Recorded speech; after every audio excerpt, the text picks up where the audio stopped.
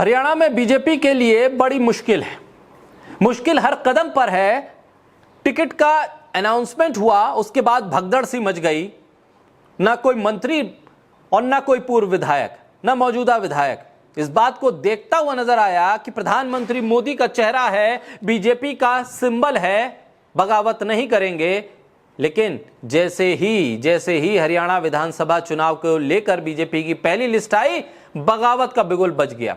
एक एक करके नेताओं ने इस्तीफा दिया।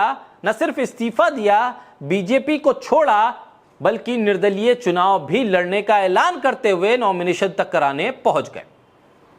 हरियाणा में जब बीजेपी को मरा हुआ सांप कहा जाता था, उस वक्त अपने गले में बीजेपी को रखने वाले नेता का नाम रामविलास शर्मा। 2014 रामविलास शर्मा ने प्रदेश अध्यक्ष होते हुए हरियाणा भाजपा की टिकटें बांटी, लोकसभा में 7 और विधानसभा में 47 सीटें के साथ सरकार बनवाई।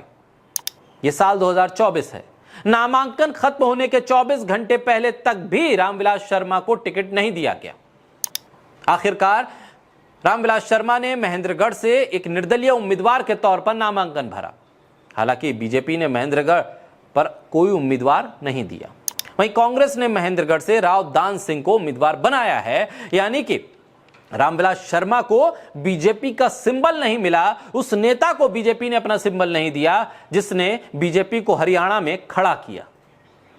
हरियाणा के पत्रकार अब ये कह रहे हैं कि बीजेपी का ये चुनाव हरियाणा में सबसे मुश्किल चुनाव है, और इतना मुश्किल चुनाव है कि मौजूदा बीजेपी के मुख्यमंत्री नायब सिंह सैनी भी अपनी सीट से हार सकते। हरियाणा के पत्रकार बता रहे हैं कि लाडवा में बीजेपी के सीएम की सीट फंस गई है। नायब सिंह सैनी को बीजेपी नहीं जितवा सकती, उनको केवल INLD ही जितवा सकती है। पत्रकार वीरेंद्र सिंह शोर्ण उनका आकलन बता रहा है कि बीजेपी हरियाणा में मुश्किल में है, और यह मुश्किल सबसे ज्यादा मुख्यमंत्री के सामने है, जिनको करनाल से लाडवा भेजा गया, और लाडवा में भी वो हारते हुए नजर आ रहे हैं क्योंकि सीट फंसी है और जीतने के लिए उन्हें बीजेपी की जरूरत नहीं है, बल्कि INLD की जरूरत है। अगर INLD उनका साथ दे देगी, मदद कर देगी, तब वो जीत पाएंगे। नहीं तो बीजेपी के मुख्यमंत्री लाडवा की सीट से चुनाव हार रहे हैं। उधर जी न्यूज के मालिक सुभाष चंद्रा भी हरियाणा विधानसभा चुनाव में बीजेपी की हार को देख रहे हैं। एक उम्मीदवार के साथ बातचीत का ब्यौरा वो ट्विटर पर साझा करते हुए लिखते हैं कि हरियाणा विधानसभा के लिए हिसार से बीजेपी के प्रत्याशी से 3 दिन पहले उनकी फोन पर बातचीत हुई, जिसमें हरियाणा के हिसार से बीजेपी के उम्मीदवार सुभाष चंद्रा से प्रणाम करते हैं और बधाई देते हैं। फिर सुभाष चंद्रा पूछते हैं किस बात की बधाई गुप्ता जी।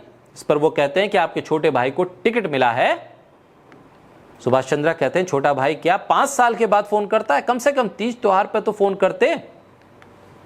इस बार हिसार से बीजेपी के उम्मीदवार कहते हैं इसीलिए तो आपका आशीर्वाद चाहिए, इस बार आशीर्वाद नहीं मिलेगा। ये बात कहते हैं सुभाष चंद्रा। सुभाष चंद्रा आगे लिखते हैं क्योंकि हिसार की जनता आपसे बहुत नाराज है।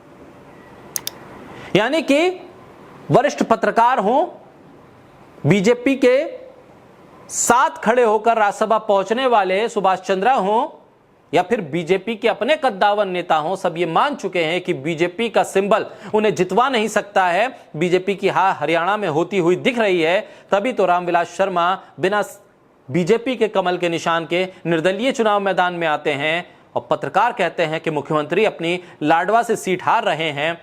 सुभाष चंद्रा कहते हैं जो बीजेपी के मदद से राज्यसभा पहुंचे थे, वो कहते हैं कि हिसार से आप बीजेपी के सिंबल पर हार रहे हैं। यानी कुल मिलाकर बीजेपी की हार इस वक्त हरियाणा में हर तरफ से सुनाई दे रही है।